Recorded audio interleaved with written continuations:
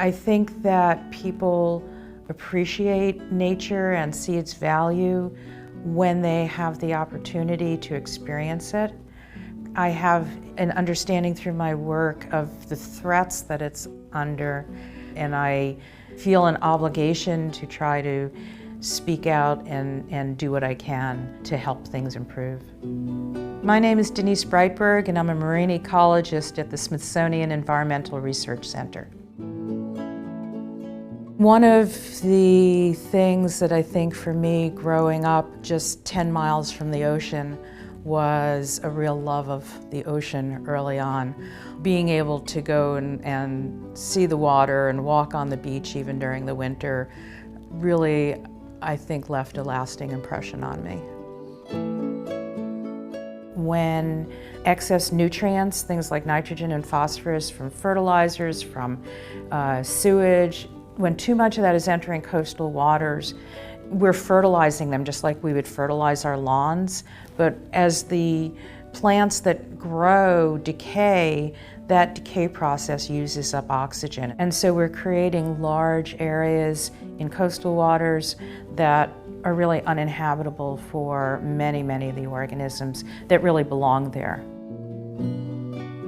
This happens all over the world, but in the open oceans, there's an oxygen problem as well because of increasing global temperatures.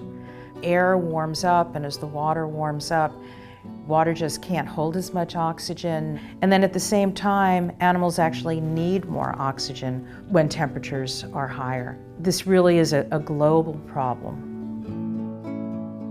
So I think as a researcher, the most important thing that I can do is to try to uncover information that will help us manage our oceans and coastal waters in a sustainable way. For an individual homeowner, that may have to do with anything as simple as not putting too much fertilizer on a lawn. For farmers, it's the amount of fertilizer in crops.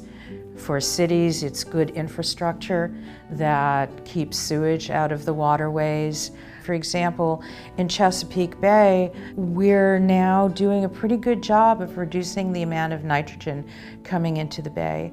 But one of the big reasons that nitrogen levels are coming down is because of the Clean Air Act, which has been incredibly important in limiting the amount of nitrogen from power plants in the Midwest that drift this way in the atmosphere and would be deposited in this area. One of the things that I love about this job is being able to be outdoors, to actually get in the water, to have my hands on animals. But I think that might paint a little bit more glamorous picture of this profession than it really is. I spend more time reading and writing and working at a computer probably than anything else. And the kinds of things that I try to do in my personal life is volunteering with organizations, trying to teach kids how to appreciate the outdoors and protect it, to leave a better world for future generations as well.